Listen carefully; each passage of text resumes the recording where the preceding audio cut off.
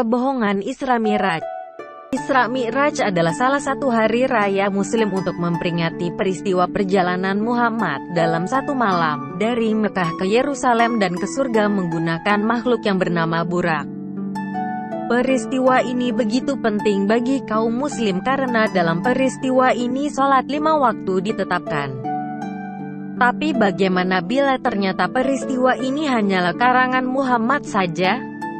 Peristiwa ini didasarkan pada surat 17 ayat 1. Surat 17 ayat 1. Maha suci Allah, yang telah memperjalankan hambanya pada suatu malam dari Al-Masjidil Haram ke Al-Masjidil Aqsa yang telah kami berkahi sekelilingnya agar kami perlihatkan kepadanya sebagian dari tanda-tanda kebesaran kami. Sesungguhnya Dia adalah Maha Mendengar lagi Maha Mengetahui. Untuk lebih lengkap mengetahui kejadian Isra Mi'raj tersebut, mari kita lihat juga hadis Sahih Bukhari. Untuk lebih lengkapnya dapat dilihat di bagian komentar dari video ini. Diceritakan oleh Anas bin Malik.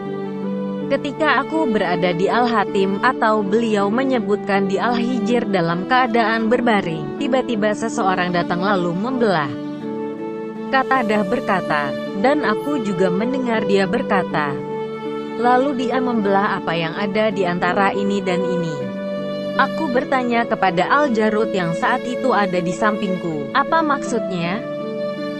Dia berkata, dari lubang leher dada hingga bawah perut, dan aku mendengar dia berkata, dari atas dadanya sampai tempat tumbuhnya rambut kemaluan. Lalu laki-laki itu mengeluarkan kalbuku hati. Kemudian dibawakan kepadaku sebuah beskom terbuat dari emas yang dipenuhi dengan iman, lalu dia mencuci hatiku, kemudian diisinya dengan iman dan diulanginya.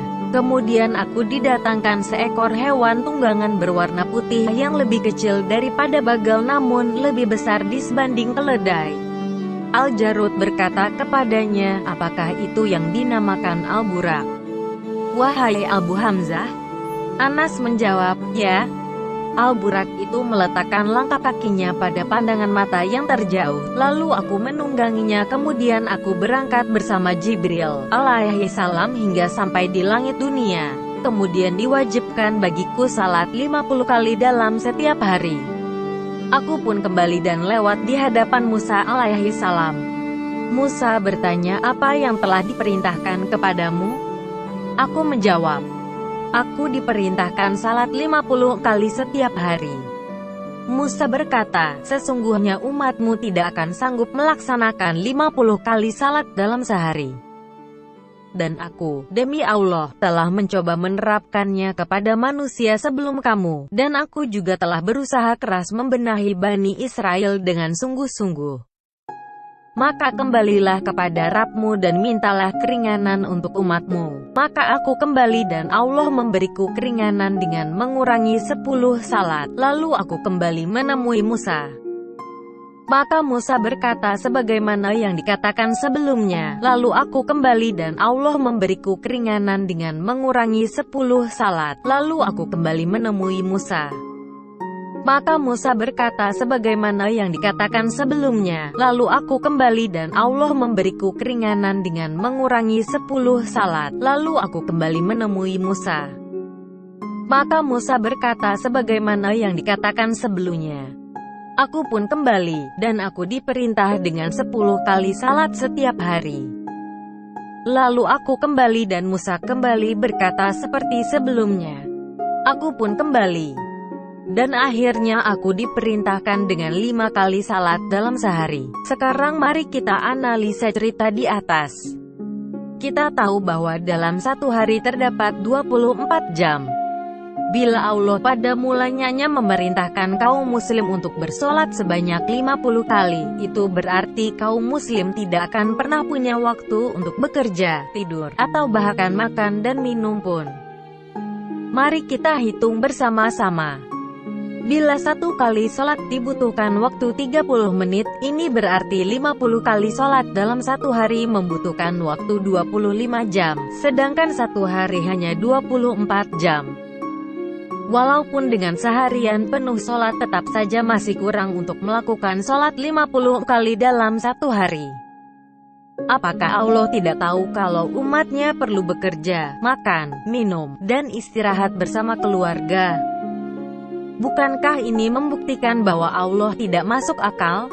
Berdasarkan Quran dan hadis, Allah sepertinya membawa Muhammad dalam suatu perjalanan malam hari dari Mekah, Masjidil Haram, ke Yerusalem, Masjidil Aqsa, sekitar 1200 km, kemudian dari Yerusalem ke beberapa langit, surga dan kembali lagi ke Mekah dengan menggunakan burak. Mari sekarang kita analisa perjalanan Muhammad tersebut. Kaum muslim dengan bangga menggunakan surat 17 ayat 1 di atas sebagai bukti kenabiannya Muhammad. Namun sayangnya kesulitan dan kontradiksi dari ayat tunggal Quran membuktikan sebaliknya. Karena Quran tidak memberikan detail terjadinya peristiwa tersebut, maka kaum muslim harus merujuknya ke dalam hadis.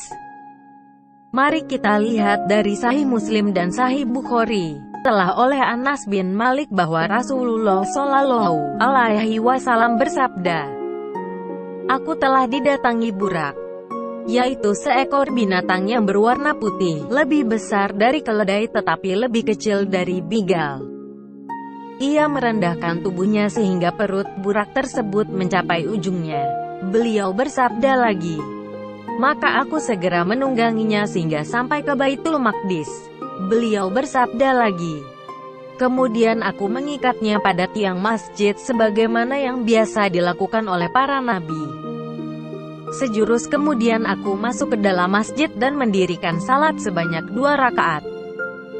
Setelah selesai aku terus keluar. Tiba-tiba aku didatangi oleh Jibril dengan membawa semangkuk arak dan semangkuk susu.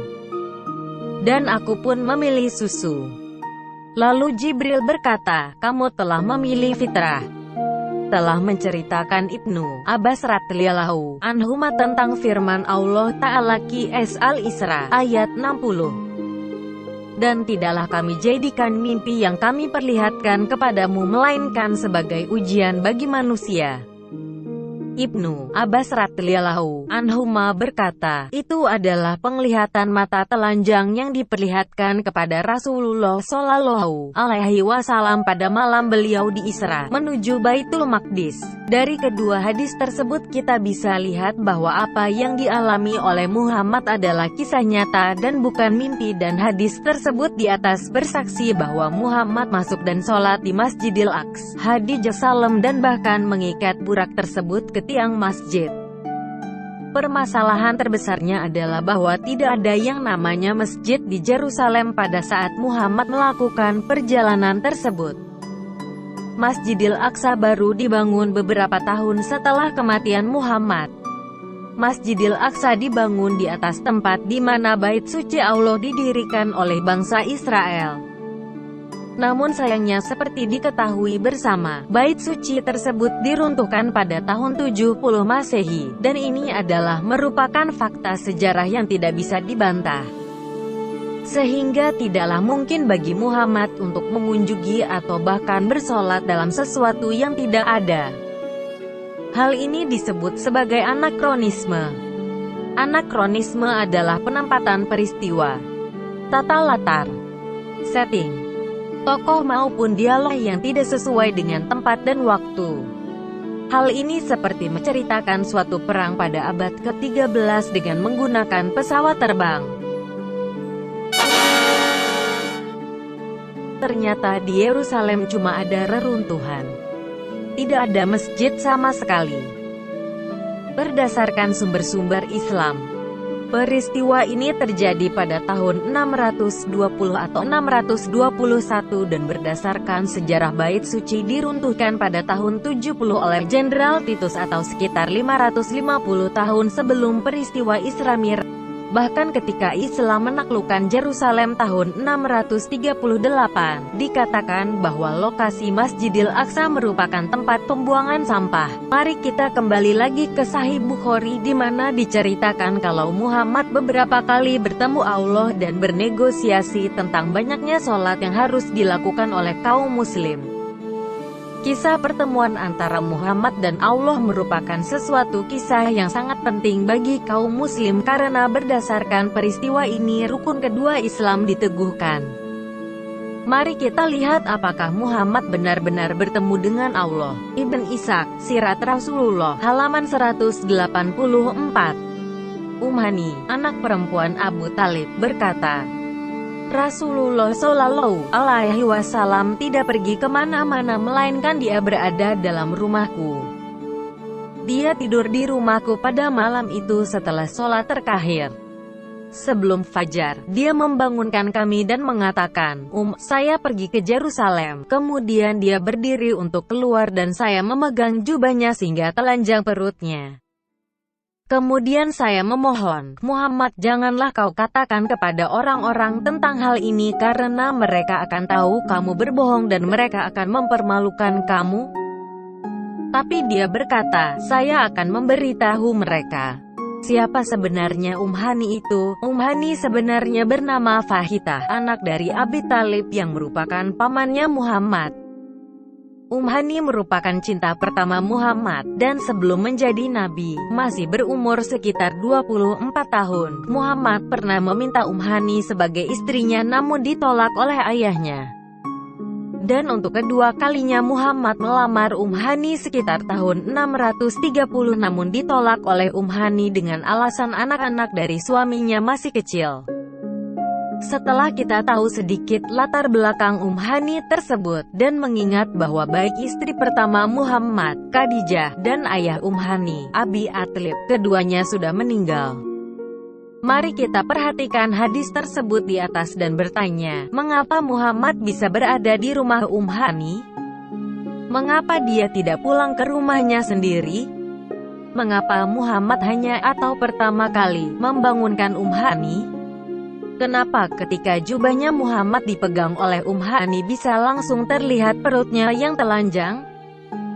Dan bagaimana Hani tahu dengan pasti kalau dia tidak meninggalkan rumahnya?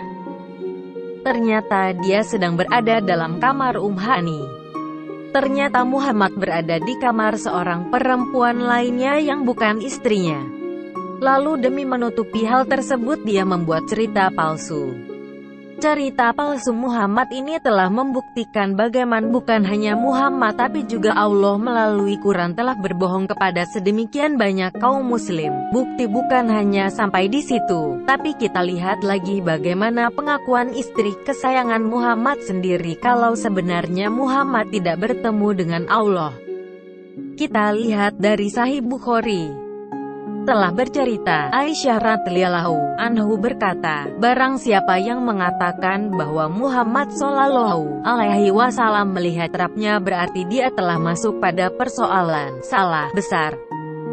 Akan tetapi beliau melihat Jibril alaihissalam dalam bentuk dan rupa aslinya yang menutupi apa yang ada di antara ufuk langit. Demikian juga dari Sahih Muslim. Aisyah menjawab, sungguh rambutku berdiri, karena kaget atas apa yang kamu katakan. 3 perkara yang barang siapa mengatakannya kepadamu, maka sungguh ia telah berdusta. Barang siapa mengatakan kepadamu bahwa Muhammad Shallallahu Alaihi Wasallam pernah melihat Rabb-nya, maka ia telah berdusta. Lalu Aisyah membaca ayat, dia tidak dapat dicapai oleh penglihatan mata, sedang dia dapat melihat segala yang kelihatan, dan dialah yang maha halus lagi maha mengetahui. Al-An'am ayat 103. Dan tidak mungkin bagi seorang manusia pun bahwa Allah berkata-kata dengan dia kecuali dengan perantaraan wahyu atau di belakang tabir. Bahkan Quran pun menyatakan bahwa Allah tidak bisa ditemui secara langsung. Surat 6 ayat 103. Dia tidak dapat dicapai oleh penglihatan mata, sedang dia dapat melihat segala yang kelihatan, dan dialah yang maha halus lagi maha mengetahui. Surah 42 ayat 51. Dan tidak mungkin bagi seorang manusia pun bahwa Allah berkata-kata dengan dia kecuali dengan perantaraan wahyu atau di belakang tabir atau dengan mengutus seorang utusan malaikat, lalu diwahyukan kepadanya dengan seizinnya apa yang dia kehendaki. Sesungguhnya dia maha tinggi lagi maha bijaksana. Dari sirat Rasulullah, kita tahu akibat kebohongan ini telah membuat banyak kaum muslim yang meninggalkan Islam. Banyak muslim yang meninggalkan kepercayaannya. Beberapa orang mengunjungi Abu Bakar dan berkata, "Apa yang kamu pikir tentang sahabat kamu itu?" Dia mengaku bahwa dia pergi ke Yerusalem semalam dan berdoa di sana dan kembali lagi ke Mekah. Banyak muslim yang meninggalkan kepercayaannya karena mereka tahu itu adalah kebohongan. Bagaimana dengan Anda?